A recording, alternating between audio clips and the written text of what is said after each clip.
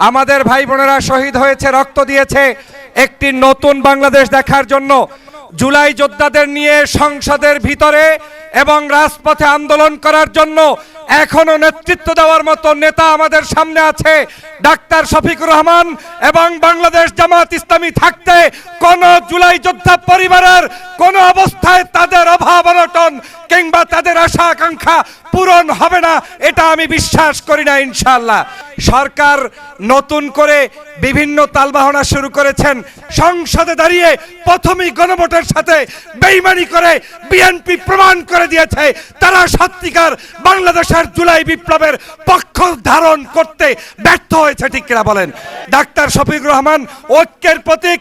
আমরা এই বাংলাদেশটাকে নতুন করে 24-এ স্বাধীনভাবে পেয়েছি শুধুমাত্র এই সামনে যারা উপস্থিত, এই সামনে উপস্থিত পরিবারের সদস্যবৃন্দের রক্তের বিনিময়ে, এই পরিবারের যারা শহীদ হয়েছে তাদের বিনিময়ে এবং যারা আজকে পঙ্গুত্ব বরণ করেছে তাদের বিনিময়ে, ঠিক কিনা বলেন?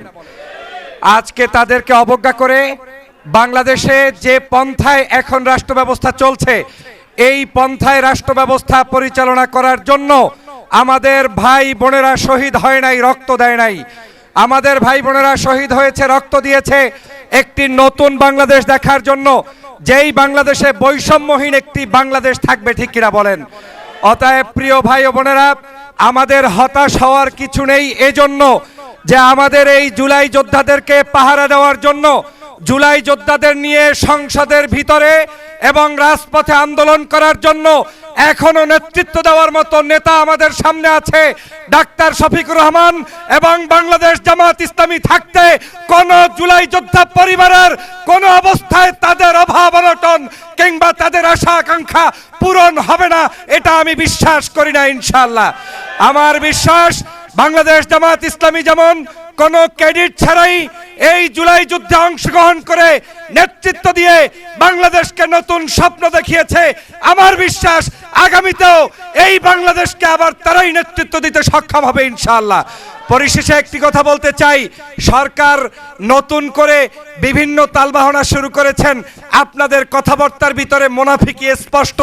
যেখানে মাননীয় প্রধানমন্ত্রী নির্বাচনের সময় বলেছেন গণভোটের পক্ষে ভোট দিতে হবে, সংসদে দাঁড়িয়ে প্রথমেই গণভোটের সাথে বেইমানি করে বিএনপি প্রমাণ করে দিয়েছে তারা সত্যিকার বাংলাদেশের জুলাই বিপ্লবের পক্ষ ধারণ করতে ব্যর্থ হয়েছে, ঠিক কিনা বলেন?